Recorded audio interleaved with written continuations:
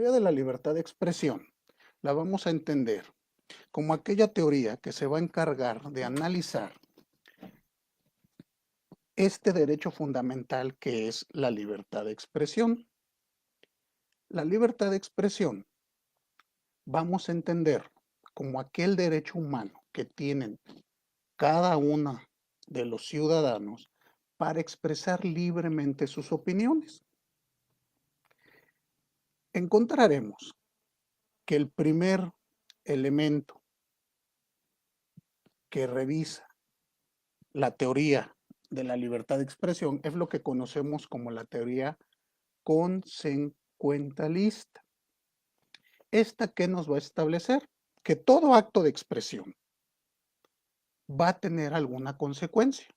Estas consecuencias pueden ser buenas o pueden ser malas.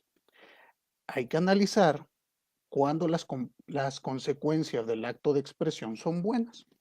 Les decía yo en un inicio que estas consecuencias buenas de la libertad de expresión, de la pluralidad de las ideas, lo vamos a tener en el tema de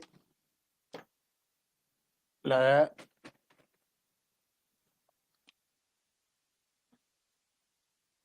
lo vamos a tener en el tema de la expresión democrática. Un sistema democrático va a tener varios factores indispensables, dentro de ellos estas consecuencias. Si puedes lograr que se logre esta libertad, la consecuencia será buena. Pero también la pluralidad de las opiniones va a tener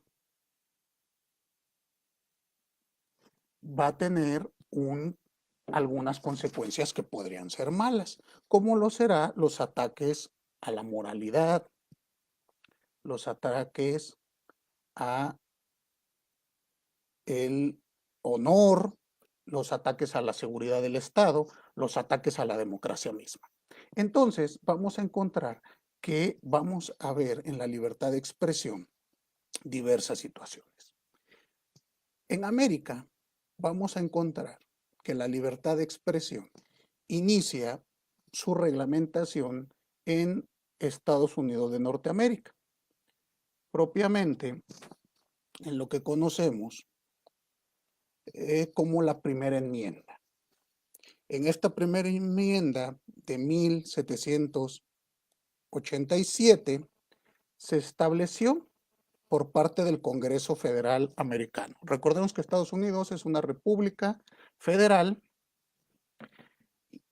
y la Constitución fue expedida por este Congreso Federal. En la primera enmienda se establece que el Congreso tampoco podrá aprobar ley alguna que coarte la libertad de palabra y de prensa o el derecho del pueblo a solicitar una reparación de un agravio. Y aquí vamos a encontrar cómo se ha ido reglamentando esta figura. Vamos a ver que en el caso del Perú, así como en México, la reglamentación es muy parecida. Todo esto surge, como les decía yo, desde la teoría consecuentelista.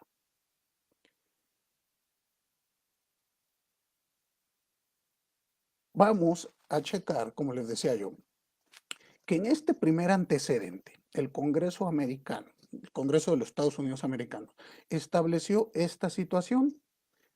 No vamos a permitir que esto afecte al Congreso. El Congreso jamás va a poder expedir ley alguna que violente esta libertad. Encontraremos que posteriormente en el Convenio Europeo para la Protección de Derechos Humanos y Libertades Fundamentales, de fecha 4 de noviembre de 1950, propiamente en el artículo 10, numeral 1, vamos a encontrar que también se creó esta libertad de expresión, se reglamentó y poco a poco vamos a ver que de las constituciones ha brincado a pactos internacionales y a su vez en pactos internacionales ha potencializado este derecho. En unos momentos entraré a analizar cómo está reglamentado esta cuestión ya para nuestros países, tanto para México como para el Perú. Les decía yo, ¿qué nos dice este antecedente? Propiamente ven ustedes que es ya terminando la Segunda Guerra Mundial. Recordemos que aquí es lo que se le conoce como el resurgimiento del derecho natural. Y este resurgimiento dio origen a potencializar estos derechos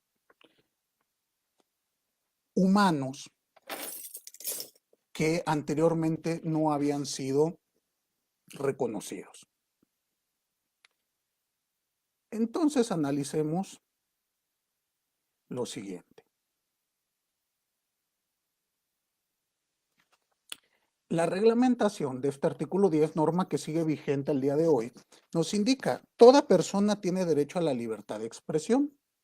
Este derecho comprende la libertad de opinión y la libertad de recibir o de comunicar informaciones o ideas sin que pueda haber injerencia de autoridad pública y sin consideración de fronteras.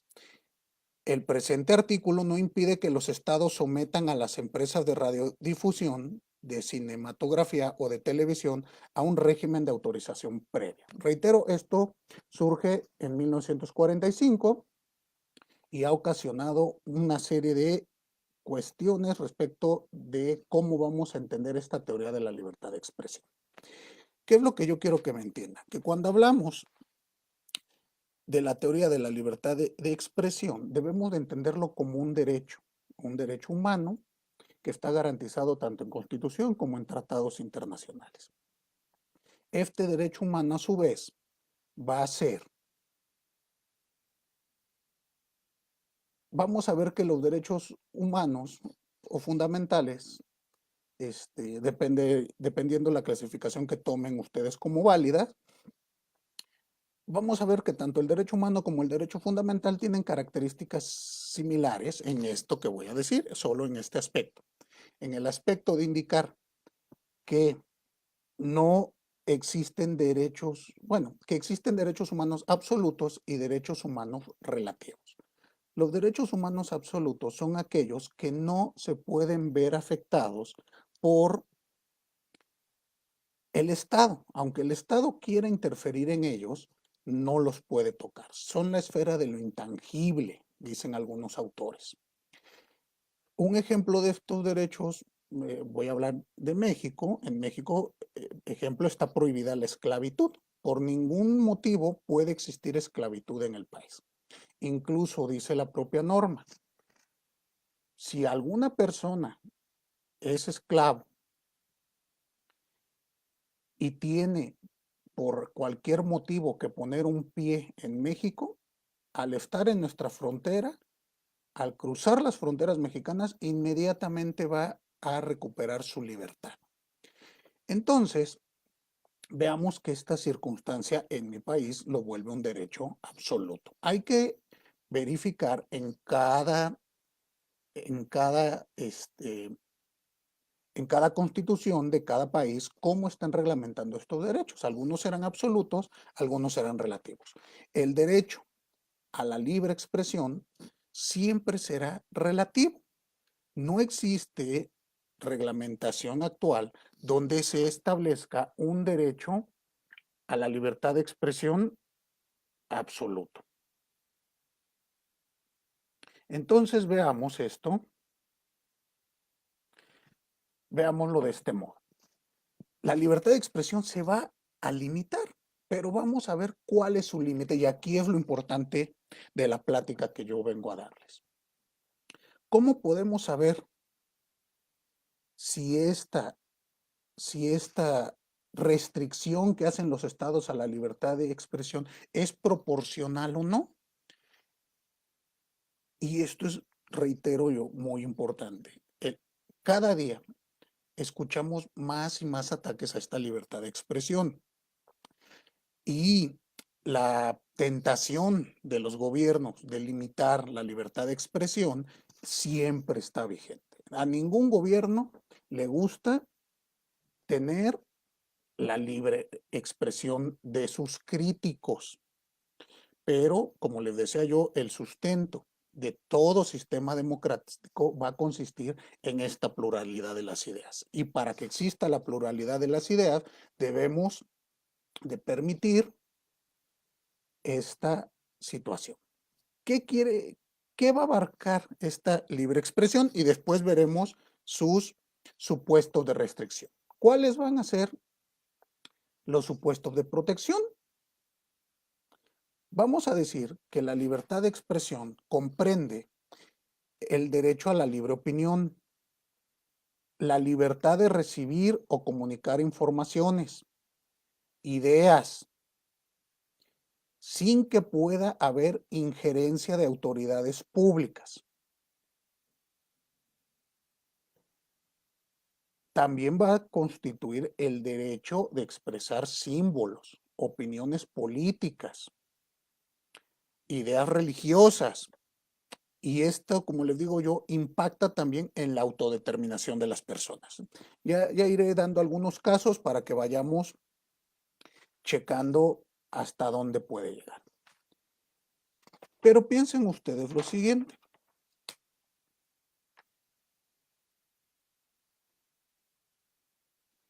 ¿Qué debemos de entender por un acto o qué es lo que va a proteger nuestra libertad de expresión? Bueno, vamos a entender que el ámbito de aplicación de esta teoría que estoy platicándoles de la libertad de expresión lo va a ser los actos de expresión del pensamiento.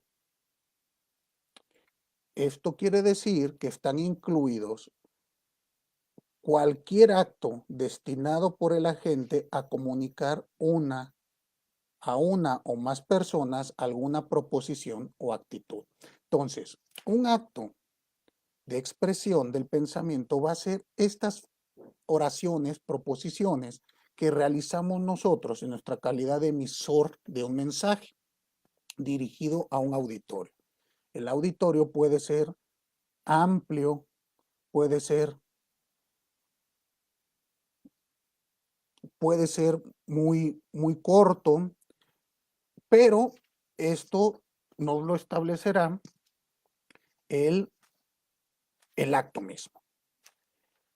Vamos a ver que esta categoría de los actos de expresión es una categoría sumamente amplia, donde van a caber, les decía yo, desde gritos en un estadio, discursos o charlas arriba de un templete para 20, 30 personas, hasta un discurso para miles de personas. También va a incluir, discursos públicos o privados, decía yo, en el ámbito académico, en el ámbito científico, en el ámbito religioso, así como exhibición de símbolos o la abstención de exhibir esos símbolos. En fin, cualquier manifestación que pueda ser un vehículo de nuestro pensar. ¿Cómo lo vamos a ir delimitando? También incluye películas, música, pinturas, fotografías. Vamos a ir viendo poco a poco que estos aspectos que hoy nos parecen tan comunes, poco a poco van teniendo restricciones y son restricciones cada vez más amplias que se pensaban superadas, pero hoy por hoy lo vamos a ir analizando. Entonces vamos a decir que un acto del habla, un acto de expresión puede establecerse como el mensaje que es emitido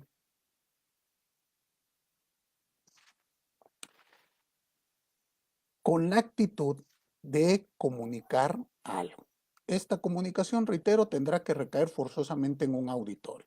Hay veces que el auditorio se conoce, es un auditorio pequeño y hay veces que el auditorio es tan amplio que no se conoce, o hay ocasiones que el mensaje se emite, pero ni siquiera sabemos quién va a ser el receptor final.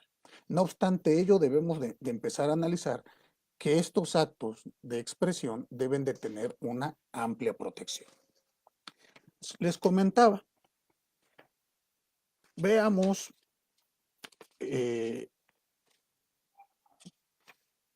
cómo lo tenemos establecido desde el punto de vista convencional. Esto es aplicable para Perú, tanto igual como para México. Vamos a analizar que existe una amplia protección de estos derechos de la libertad de expresión en diversos tratados internacionales. Les platicaba yo en el convenio europeo, pero también lo tendremos en normas locales. Perdón, normas de nuestro bloque de convencionalidad. Veremos que en un primer plano lo vamos a encontrar establecido en los artículos 19 y 29 de la Declaración Universal de los Derechos Humanos, que en esencia nos señala que todo individuo tiene derecho a la libertad de opinión y de expresión.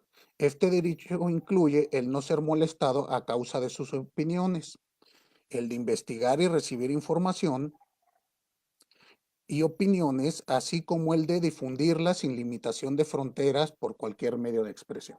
Dense cuenta que el derecho a la libertad de expresión va a tener dos elementos básicos, les decía yo. Uno, que es el supuesto de protección, que esto lo vamos a encontrar en los tratados, en nuestra constitución, en nuestras constituciones, vamos a encontrar estos supuestos. El supuesto de protección, que puede ser muy amplio o puede ser más limitado. En este caso vemos que es un derecho muy amplio, pero a su vez va a tener un supuesto de restricción. El supuesto de restricción es precisamente el que el constituyente originario o los firmantes de las convenciones o pactos internacionales establecen como límites a esta libertad. Pongo ejemplo de supuesto de restricción de la propia Declaración Universal de los Derechos Humanos. Nos dice en el artículo 29, apartado segundo, en el ejercicio de sus derechos y en el disfrute de sus libertades, toda persona estará sujeta a las limitaciones establecidas por la ley, con el único fin de asegurar el reconocimiento y el respeto de los derechos y libertades de los demás, y de satisfacer las justas exigencias de la moral, el orden público y el bienestar general de una sociedad democrática. Entonces aquí vamos a ver que en este tratado internacional, la restricción a este ejercicio de libertad de expresión lo va a hacer la moral, el orden público y el bienestar general de una sociedad democrática. Y como les digo, esto hay que irlo analizando en cada tratado que analicemos. Tendremos también el apartado 4 de la Declaración Americana de Derechos y Deberes del Hombre. También ahí va a estar reglamentada la libertad de expresión. El artículo 19 del Pacto Internacional de Derechos Civiles y Políticos. También en ese modo está reglamentada la libertad de expresión. Lo mismo ocurre con el artículo 13 de la Convención Americana de Derechos Humanos, que a ella regresaré en un momento. Los puntos 1 y 9 de la Declaración de Principios sobre la Libertad de Expresión de la Comisión Interamericana de Derechos Humanos también nos van a establecer estos supuestos, pero dense cuenta cómo se va volviendo cada vez más y más indispensable garantizar esta libertad de expresión. Esto, reitero, en países con un corte democrático. Vamos a analizar qué ocurre en Perú. En Perú vamos a tener que la libertad de expresión se encuentra garantizada en los artículos 3º y 4º de la propia norma. El artículo 3º nos establece la libertad de conciencia y de religión. en forma individual o asociada. También nos dice, no habrá persecución por razón de ideas o creencias. Aquí tenemos el primer supuesto de protección de esta libertad. No hay delito de opinión. El ejercicio público de todas las confesiones es libre siempre que no ofenda la moral ni altere el orden público. Entonces aquí vamos a ver poco a poco que existe un gran ámbito de protección en el Perú para la libertad de expresión. ¿Qué ha pasado con este artículo tercero de la Constitución del Perú? Bueno, ha sido interpretado por el Tribunal Constitucional en diversas resoluciones, dentro de las que puedo destacar como las más importantes, la que está contenida en el expediente 4953-2011, PA/TC, que establece la igualdad entre personas iguales. Lo mismo nos aparece en el expediente 3461 del 2010, donde nos habla del derecho a la igualdad como principio rector de la organización del Estado. Esto refiriéndose al tema que estamos viendo. Dense cuenta que en todos los tratados que hemos estado platicando se establece como fundamento o soporte rector de una vida democrática precisamente la libertad de expresión. Otro tanto aparece con la jurisprudencia del Tribunal Constitucional 1473 del 2019, donde nos establece la igualdad ante la ley.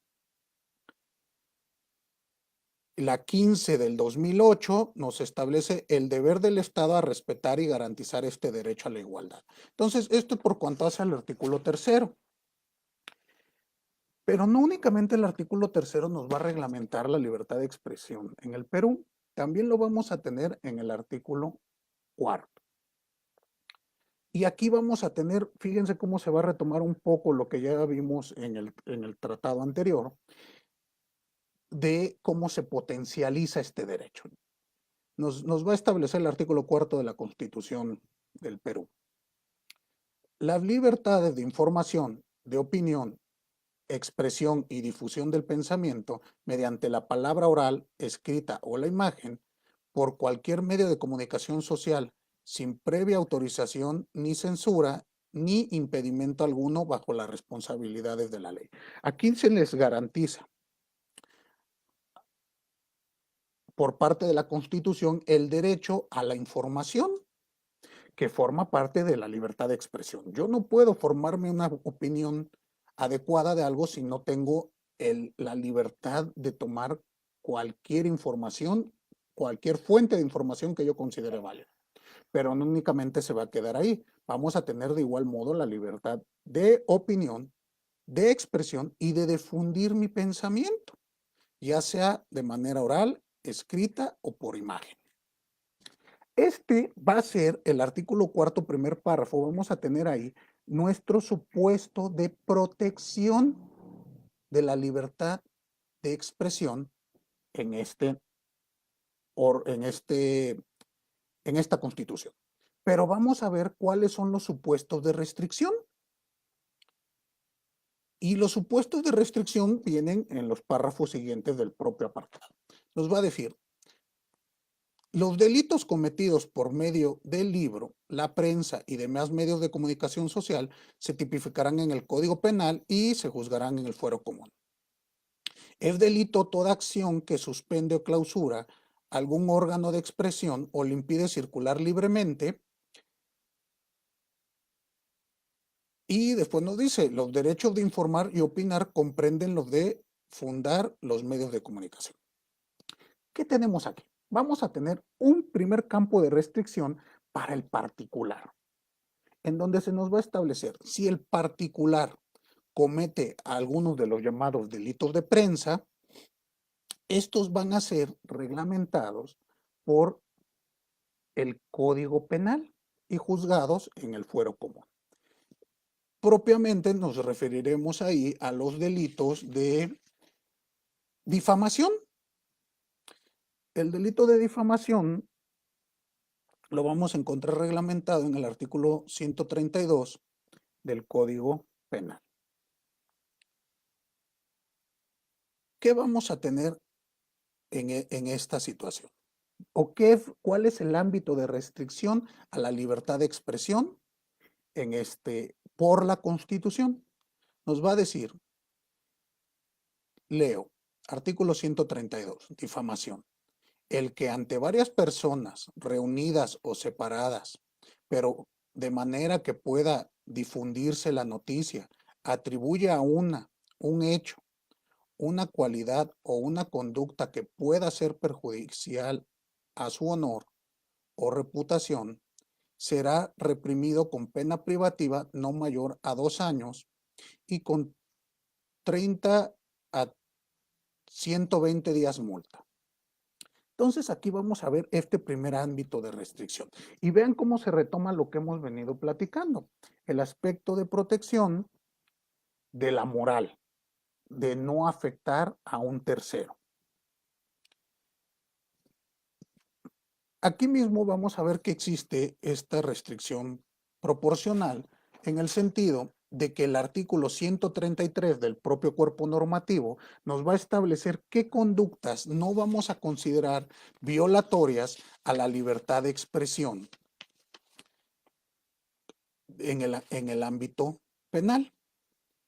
¿Cuáles tendremos? Vamos a tener que no se considerará difamación, 1, las ofensas proferidas con ánimo de defensa por los litigantes, apoderados o abogados en sus intervenciones orales o escritas ante un juez.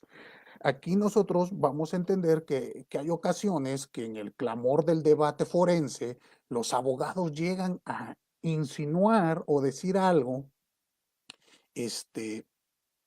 alguna ofensa a su contraparte. Bueno, vamos a entender que no será motivo de restricción. ¿Sale? Después vamos a tener las críticas literarias, artísticas o científicas. Y aquí es donde yo les explicaba en un inicio.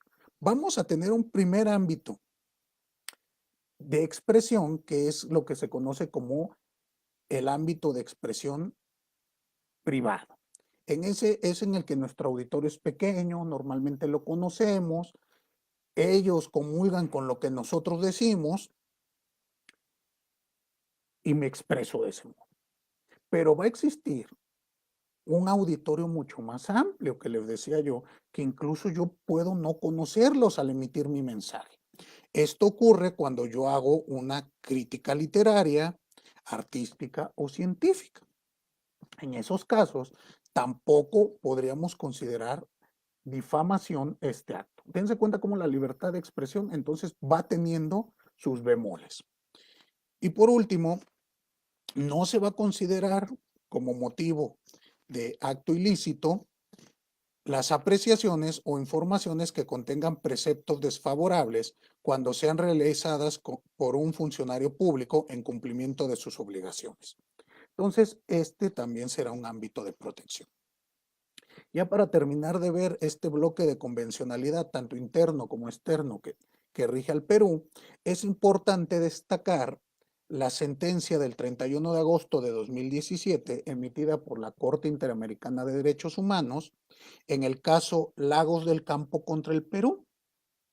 Este es muy importante analizarla, ¿no? y crea o nos da un hito en la protección de la defensa de los derechos de libertad de expresión, en este caso, porque se refiere a la libertad de pensamiento y expresión en el ámbito de las relaciones laborales, propiamente en el caso de los sindicatos, de las agrupaciones sindicales y cómo ellas para solicitar su inscripción, su reconocimiento y asimismo el voto de los demás trabajadores pueden realizar su libertad de expresión sin que sea limitada por el patrón o por el Estado mismo. Entonces, con todo esto que acabamos de platicar, vamos a ver que la libertad de expresión podemos resumir que va a ser limitada en, en 7 aspectos fundamentales, que es lo que retoman la mayoría de los tratados que acabo yo de señalar. ¿Cuáles son estos 7 aspectos que se permite una restricción proporcional de esta libertad de expresión? Serán la seguridad nacional, en primer lugar; en segundo lugar, la integridad territorial o seguridad pública; en tercer lugar, la defensa del orden y la prevención del delito; cuarto lugar, la protección de la salud o la moral; en quinto lugar, la protección de la reputación o los derechos de tercero; en sexto lugar, impedir la divulgación de informaciones confidenciales; y en séptimo lugar, garantizar la autoridad y la imparcialidad del Poder Judicial.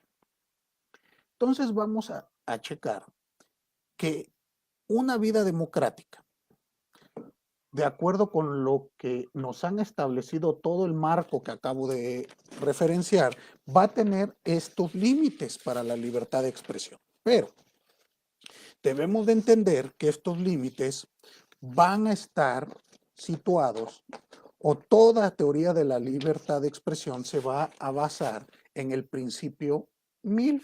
Stuart Mill, al establecer su tratado sobre la República y la libertad civil, nos da esto que conocemos como el principio de la libertad. Este principio nos dice: podemos expresarnos, podemos decir y obtener la información que queramos, siempre y cuando no sea perjudicial para terceros. Pero tenemos que analizar si esta restricción que nos ponga el Estado va a ser mayor su costo que el beneficio.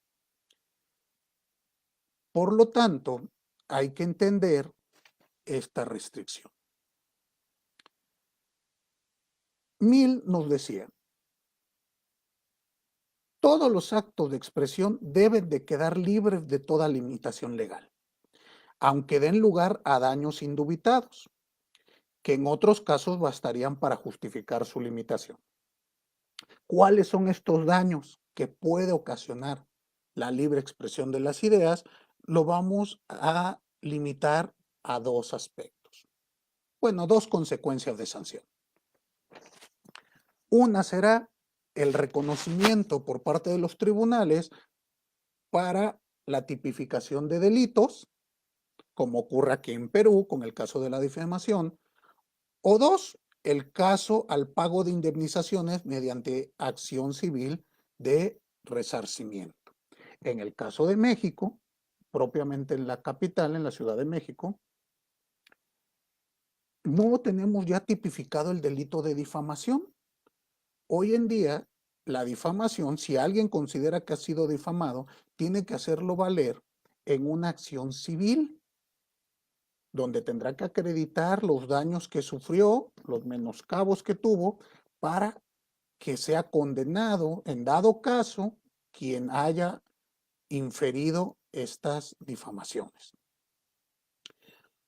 Pero analicemos lo siguiente: la limitación que hacen los estados de los actos de expresión no es en sí mismo respecto de los actos que obstaculizan, sino más bien se espera, sino más bien de lo que pretende el Estado conseguir al limitar esa libertad de expresión.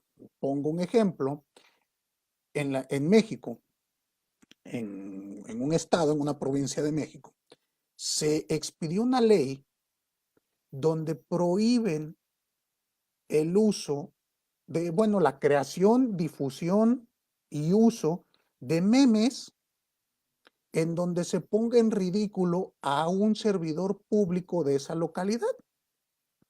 Con lo cual, dense cuenta ustedes que se está limitando la libertad de expresión, pero esta limitación no es porque pueda existir o no una violación a la dignidad o a la integridad de ese servidor público que se está viendo ridiculizado, sino más bien se realiza porque no pretenden ellos, pretende este gobierno local no permitir esta difusión del mal trabajo que están realizando. Entonces, tenemos que ver cuándo son proporcionales o no estas justificaciones. Y veremos que serán proporcionales únicamente en 6 rubros. El primer rubro lo es cuando los actos de expresión acarreen daños y perjuicios de consecuencia física. Y aquí piensen ustedes, estas personas que pueden realizar ruidos prosaicos con su voz y así realizar daños en alguien, que pueden ir desde despertarlo si estaba dormido hasta algún daño más serio. Pero entendamos, estos daños físicos a los que nos referimos son completamente independientes de la opinión de quien los emite. No tiene que ver el contenido del mensaje. Aquí será lo ruidoso del mismo. ¿Estamos? El segundo aspecto que nos va a dar esta restricción o que será justificada, en este primer aspecto en México tenemos una ley de cultura cívica. Esta ley de cultura cívica prohíbe el emitir mensajes estridentes, el uso de la voz fuerte en la vía pública, incluso proferir groserías a un compañero, a un amigo en tono juguetón, será sancionado de acuerdo con esta ley. Básicamente por esta situación. Después tendremos una segunda forma de limitar. Esta será el acto de expresión que genere un daño emocional en la persona que lo recibe. Y aquí tendremos varios supuestos. Este daño emocional podrá ser, 1, por medio de amenazas; 2, por medio de un discurso discriminatorio; o 3, por medio de un discurso de odio. En estos supuestos es proporcional y justificado restringir este tipo de discursos. ¿Por qué? Porque atacan a otro derecho fundamental, que es el derecho de la dignidad de las personas. Quien está recibiendo esos mensajes se puede ver afectado. Entonces, tampoco los vamos a permitir. Se van a limitar. Posteriormente vamos a tener un tercer supuesto de restricción. Aquí encontraremos que el acto de expresión puede causar un daño a otra persona, haciendo que otros se formen una opinión adversa o poniéndola en ridículo en el foro público. Aquí el ejemplo que vamos a tener es la difamación. Tampoco es permitible que se dañe a una persona haciéndole caer en estos supuestos.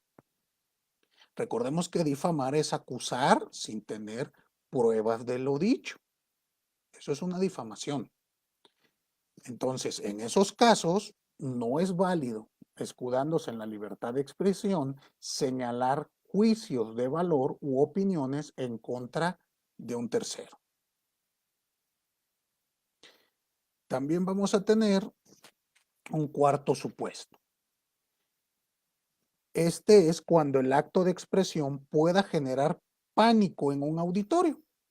Pongo un ejemplo, imagínense ustedes estar en un estadio de fútbol y que alguien grite fuego o bomba, pues generaría un pánico en el cual no podría escudarse esta persona en el pretexto de tener esa libertad de expresión. En un quinto supuesto, vamos a tener que el acto de expresión puede contribuir a la perpetuación de un acto dañoso por parte de un tercero. Y aquí tendremos a lo que conocemos como el instigador de un delito.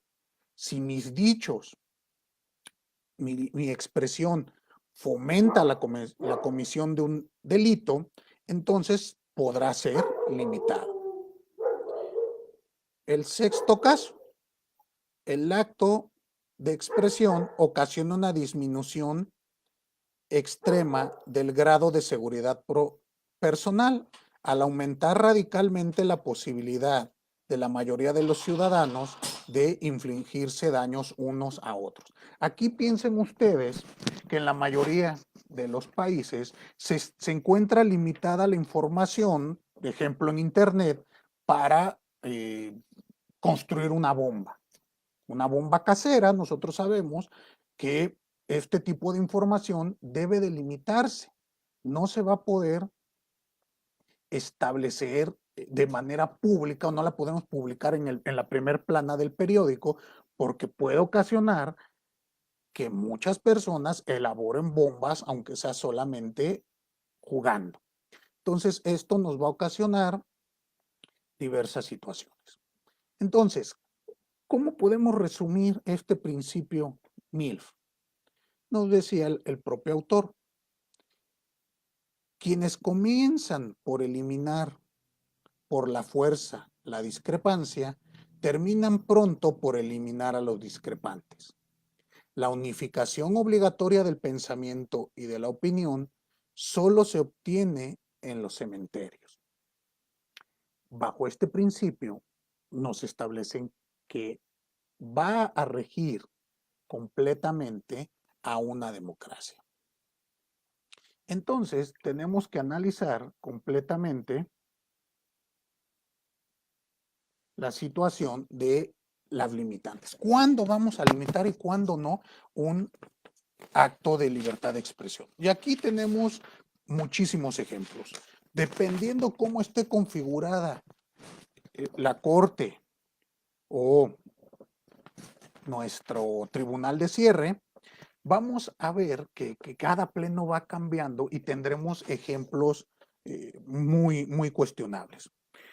Piensen ustedes, en Estados Unidos, que les digo que es donde salen la mayoría de estas teorías, igual parece una bandera donde vamos a establecer los límites de la libertad de expresión y dónde no. Actualmente al presidente norteamericano, parece que la libertad de expresión no le agrada mucho y ataca constantemente a los medios de comunicación, pero también lo ha hecho la propia Corte, en donde ha limitado la libertad de expresión en diversas ocasiones. En un primer momento limitó la libertad de expresión para un funcionario de la CIA.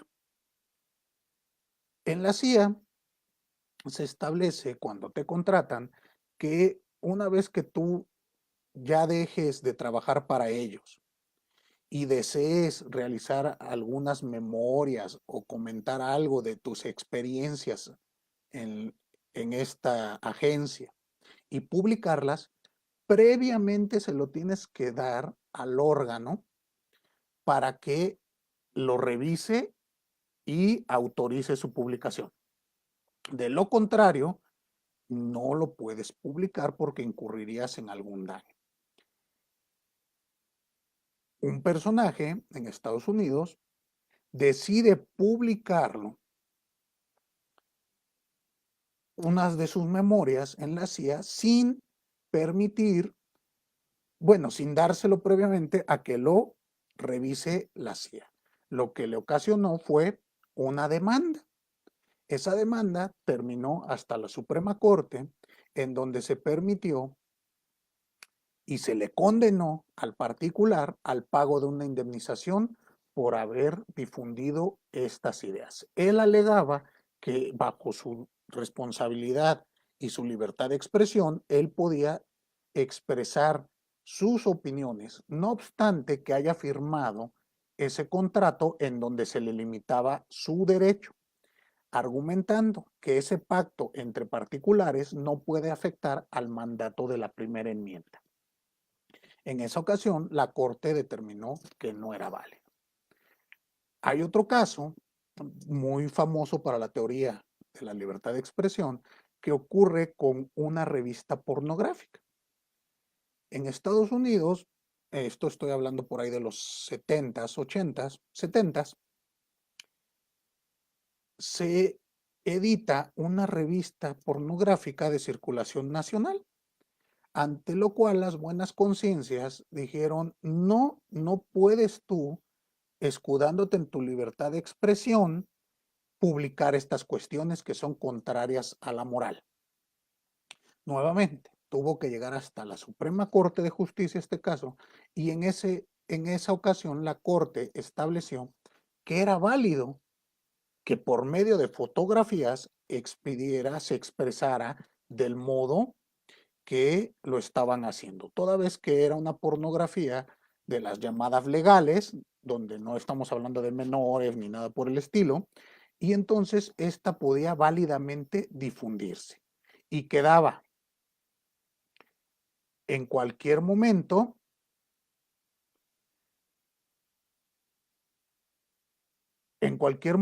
queda en disposición del lector de la revista consumirla o no. Entonces ahí tendremos este otro supuesto. Y así podremos ir hablando de muchos ejemplos en Estados Unidos. Yo les quiero comentar algunos ejemplos de la legislación mexicana. Piensen ustedes, actualmente, esto estoy hablando, es muy reciente para términos mexicanos, en noviembre la Corte de Justicia resuelve un amparo en donde decide que bueno, les comento a grosso modo cómo venía la litis. Una persona, el primer día que llega a trabajar en una empresa, él es contador, después de pasar ciertos filtros y entrevistas que se hacen en estas empresas internacionales, vamos a ver que este fulano llegó con una cruz alemana, una cruz suástica atrás de la oreja, un tatuaje aproximadamente de 5 centímetros. Ante ello, el primer día de trabajo es llamado a recursos humanos. Y en recursos humanos le dicen, oye, ¿sabes qué? Así no puedes seguir trabajando aquí porque tu tatuaje pues le molesta a los dueños de la empresa porque todos son de ascendencia judía. Por lo tanto, no podemos continuar contigo aquí trabajando. Esto, reitero, fue el primer día de labores. El fulano interpone una demanda civil, en este caso argumentando la discriminación.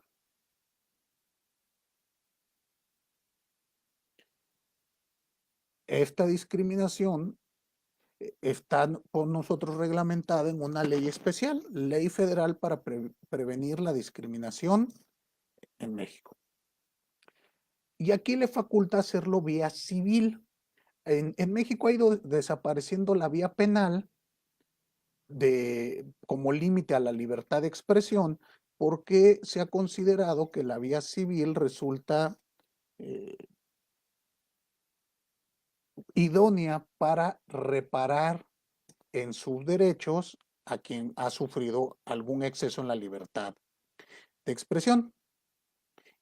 Y ha quedado como delito la discriminación solamente para algunas cuestiones, pero normalmente es en la vía civil. Estos discursos discriminatorios o de odio se tienen que limitar, pero lo hacemos en la vía civil. Este fulano se va, les digo, el que trae un tatuaje alemán, que todos sabemos lo que simboliza esta figura, y más para los judíos, entonces tiene que acudir a primera instancia. En la primera instancia condenan a la empresa a pagar daños y perjuicios, una cantidad alrededor de $100,000. Era lo que él demandaba y fue a lo que se tuvo la condena.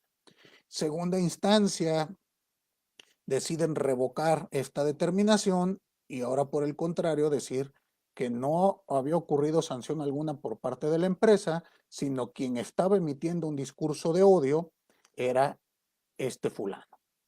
Y que él al tener ese tatuaje atrás de la oreja incluso pone en riesgo a la comunidad, porque significa todos los actos atroces que ocurrieron entre 1936 y el 45, que es lo que nosotros conocemos como el Sistema Nacional Socialista Alemán. Bueno, esto llega hasta la Suprema Corte de Justicia y aquí es lo que les comento, lo que yo quiero que pongamos atención. Llega ante la Suprema Corte de Justicia y en la Suprema Corte de Justicia nuestro máximo tribunal mexicano determina que es correcto discriminar al discriminador, odiar al que odia, censurar al que censura.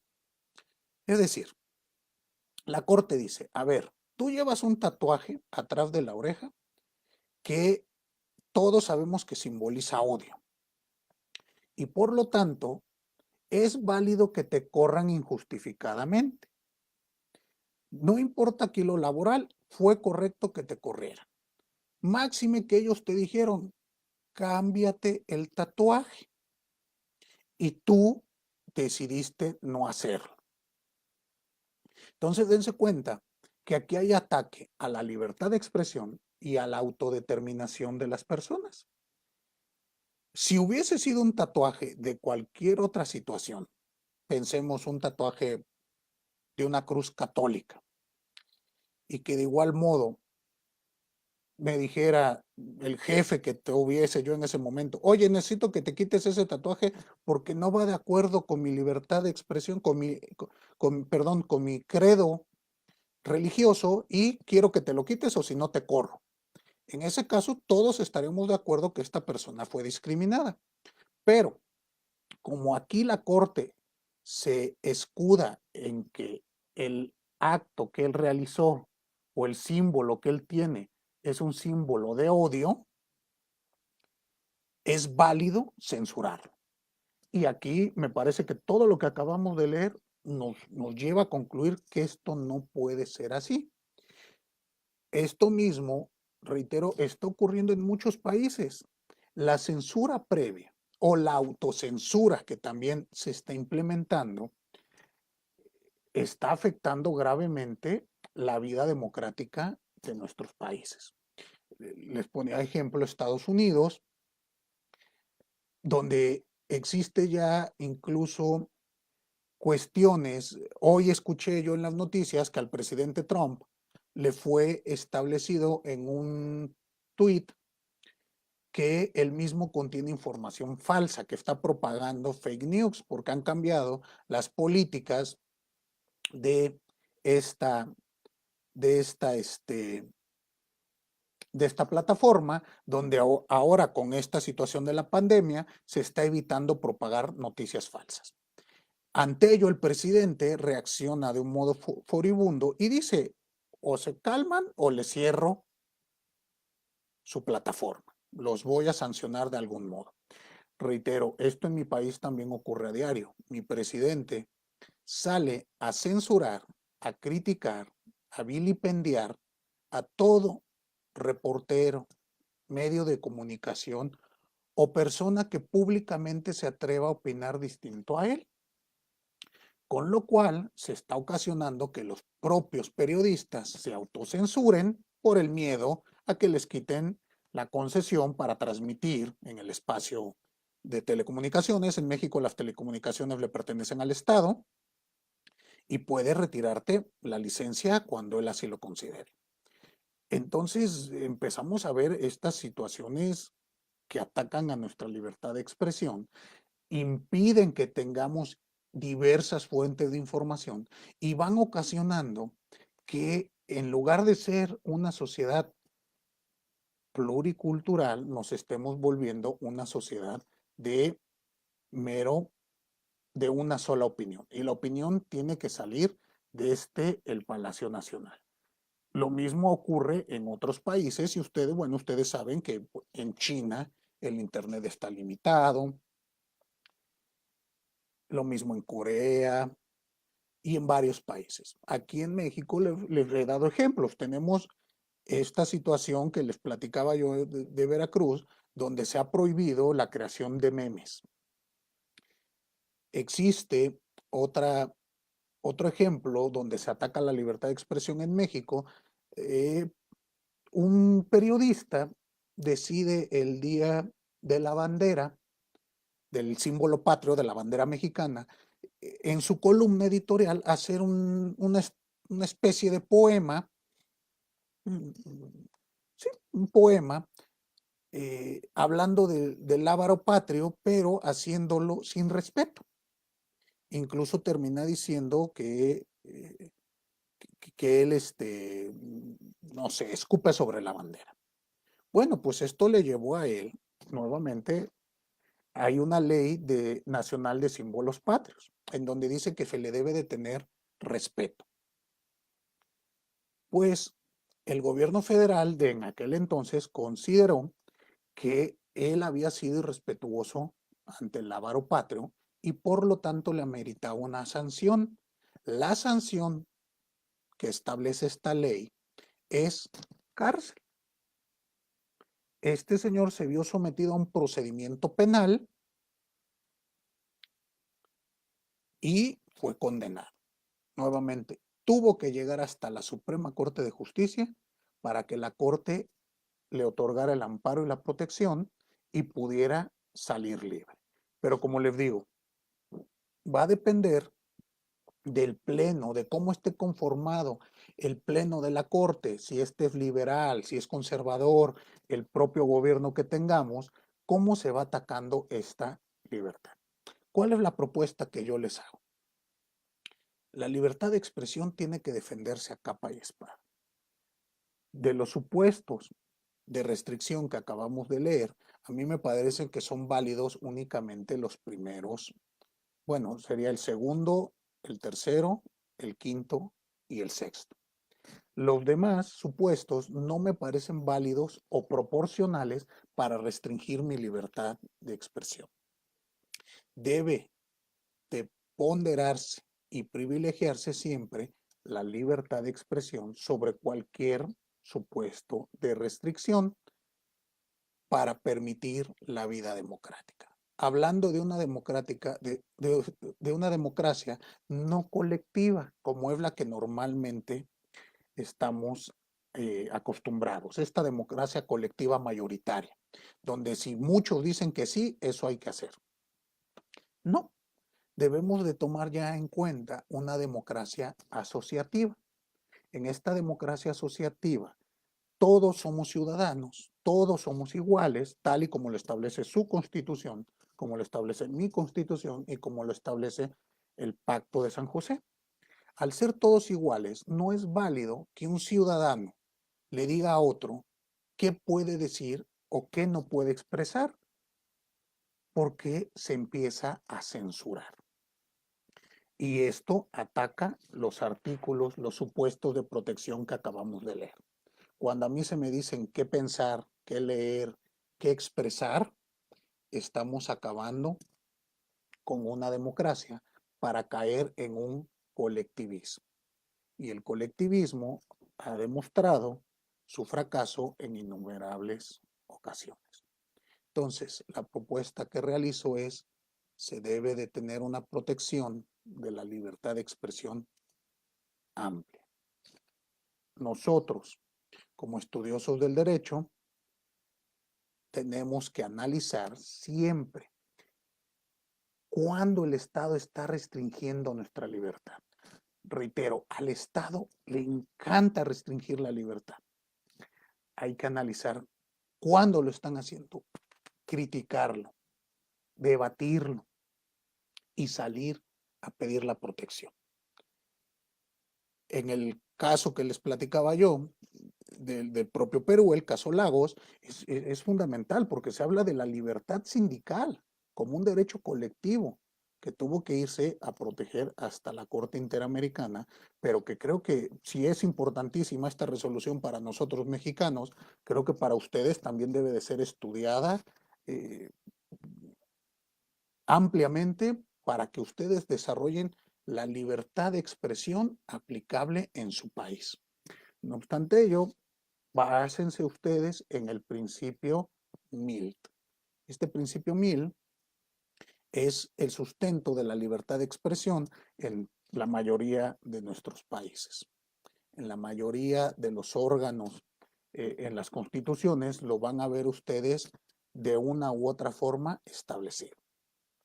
Y los supuestos de restricción, recuerden, siempre tenemos que ver que sean justificados.